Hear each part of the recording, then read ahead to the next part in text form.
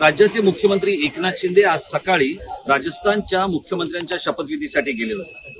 खरं तर दोन्ही उपमुख्यमंत्र्यांसहित ते जाणार होते। देवेंद्र फडणवीस तिथे पोहोचू शकलेले नाही आणि तो जो शपथविधी होता तो काहीसा उशिरा झालेला आहे। पंतप्रधानांचं आगमन थोडंसं उशिरा झाल्यामुळे तो शपथविधी थोडासा उशिरा झाला।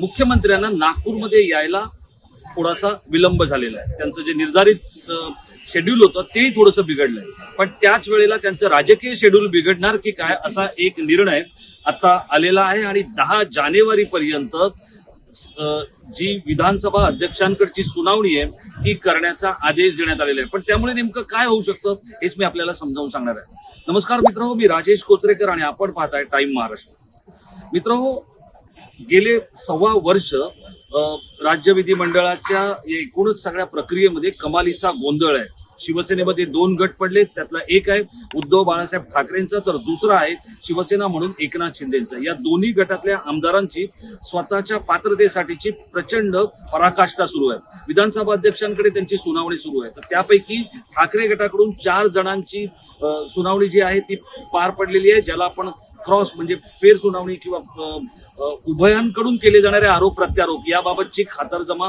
करून घेण्याचं काम हे राहुल नार्वेकर जे विधानसभेचे अध्यक्ष आहेत त्यांनी मुंबईत आणि नागपूर या दोन्ही ठिकाणी केलं होतं। तर दुसऱ्या बाजूला एकनाथ शिंदे जे राज्याचे मुख्यमंत्री आहेत त्यांचा समर्थक गट असलेल्या गटाकडून किंवा त्या समूहाकडून जवळपास 13 जणांची साक्ष नोंदवण्यात आलेली आहे। त्यापैकीची राहुल शेवाळे असतील, दीपक केसरकर असतील, भरत गोगावले असतील, या सगळ्यांचा जर आपण विचार केला तर आता 10 जानेवारी 31 डिसेंबरची जी कालमर्यादा होती ती 3 आठवड्यांची वाढवून मिळावी अशी प्रार्थना ही सर्वोच्च न्यायालयाकडे करण्यात आली होती विधानसभा अध्यक्षांकडून, पण त्याऐवजी ती आता 10 जानेवारीपर्यंत मिळालेली आहे। आता 10 जानेवारीपर्यंतची ही जी सगळी सुनावणी आहे याच्या बाबतीत अजून लेखी जो काही प्रस्ताव आहे किंवा लेखी जे काही म्हणणं आहे ते देखील मांडलं गेलेलं नाहीये।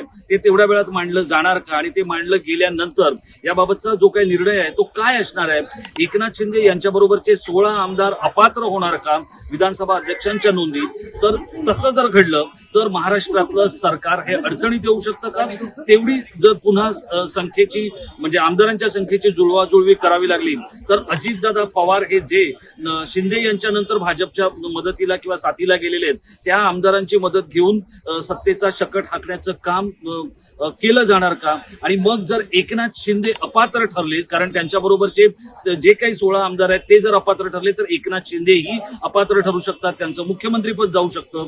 पण हे सगळं होत असताना ही जी किचकट कायदेशीर लढाई आहे ती एका बाजूला जर समजा शिंदेंना यामध्ये हार पत्करावी लागली तर त्यांचं मुख्यमंत्रीपद जाईल, पण त्याचबरोबर जर ते उद्धव ठाकरेंना झटका देणार असलं तर येणारी आगामी लोकसभा आणि त्यानंतरची विधानसभा ही उद्धव ठाकरेंसाठी खूपच कठीण जाणार आहे। या सगळ्या गोष्टी होत असताना जर याला दाद मागायची असेल तर थेट सर्वोच्च न्यायालयामध्ये जाण्याचे रस्ते हे तूर्त तरी बंद आहेत, कारण आधी उच्च न्यायालयामध्ये जावं लागेल। उच्च न्यायालयामध्ये ज्या क्रिसमसच्या सुट्ट्या संपवून कामकाज सुरू होईल त्यामध्ये बराच वेळ जाईल आणि ही जी सगळी प्रक्रिया आहे ही इथून उठल्यानंतर ती आधी उच्च न्यायालय आणि त्यानंतर सर्वोच्च न्यायालय अशी दुहेरी न्यायालयांमध्ये जाणार असल्यामुळे या संपूर्ण प्रक्रियेचा निर्णय कधी येणार? पण तोपर्यंत जर एकनाथ शिंदे यांना झटका बसला तर राज्याचा मुख्यमंत्री कोण असणार असा एक महत्वाचा प्रश्न समोर ठाकतोय। हा प्रश्न एकनाथ शिंदे आणि त्यांच्या बरोबर किंवा त्यांच्या पाठीशी असलेली भाजप कसा सोडवणार आहे?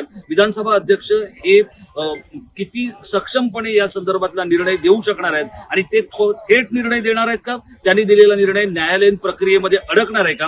हे देखील पाहणं तितकंच औत्सुक्याचं ठरणार आहे। त्यामुळे नागपूरमध्ये जरी फारशी थंडी नसली तरी आज आलेला जो निर्णय आहे 10 जानेवारीचा हा मुख्यमंत्री आणि त्यांच्या सहकाऱ्यांसाठी काहीसा बोचरा ठरू शकतो, इतकं खरं। राजेश कोचरेकर, टाइम महाराष्ट्र, नागपूर।